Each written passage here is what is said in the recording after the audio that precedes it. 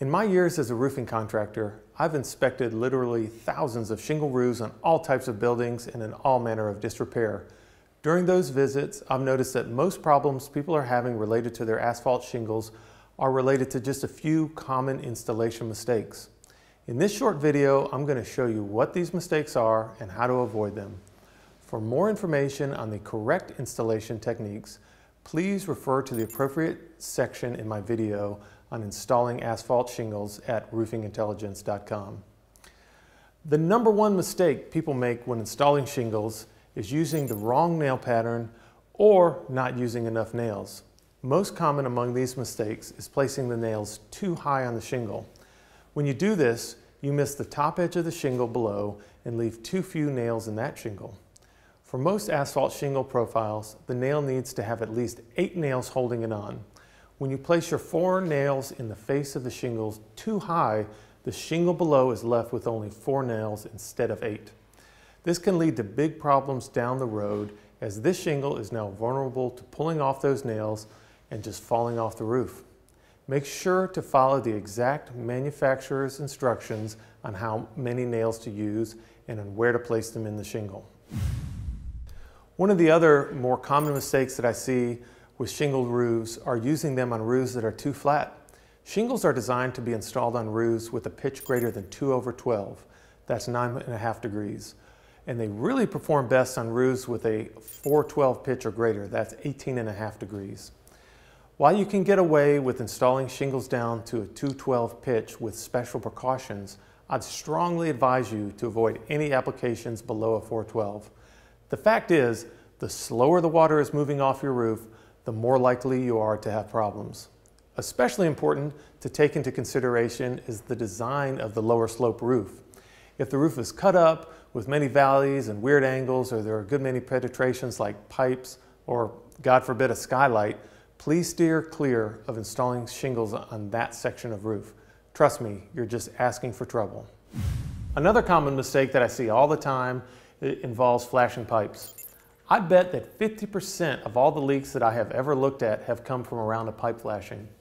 Many times the flashing has just worn out and the rubber has split around the pipe letting water in. Just as common though are leaks that come from nails that are placed too close to the corners of the flashing.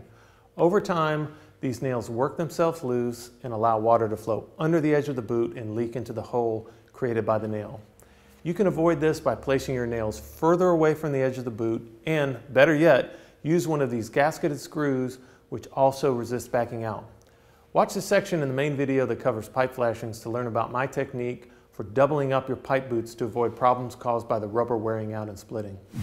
Another common mistake that I see involves an incorrect overhang of the shingles. So many times I've gone out to look at a roof, even a new installation, and seen the shingles hanging way too far off the edge of the roof. While they might have looked okay at the time that they were applied, shingles that are left to overhang the roof more than 1.5 inches are prone to do some serious sagging. While this not only looks bad for years to come, these shingles that are left to flop over the edge of the roof are going to crack over time and open up those areas of the roof to leaks and rotting of the fascia and soffit. While manufacturers and shingles differ somewhat, most shingles are designed to hang over the roof only 1/2 to 3/4 inches.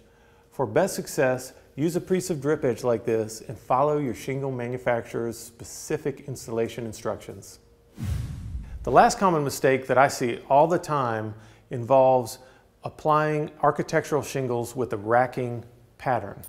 While applying shingles vertically like that is an acceptable technique for 3-tab shingles, you should never use this method for architectural style shingles. While the shingles go on fine and they look normal when they're applied this way, years later they will develop serious cracks along the seam that lead to leaks and premature failure of the roof system. In this section of the video on installing shingles, I give you a technique that will work well with both 3-tab and architectural shingles.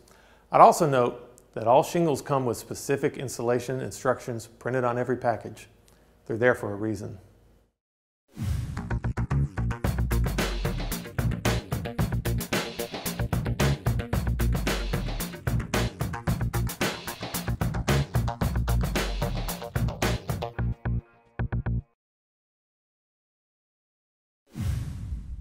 Enjoy this video but still wondering how to roof the rest of your house?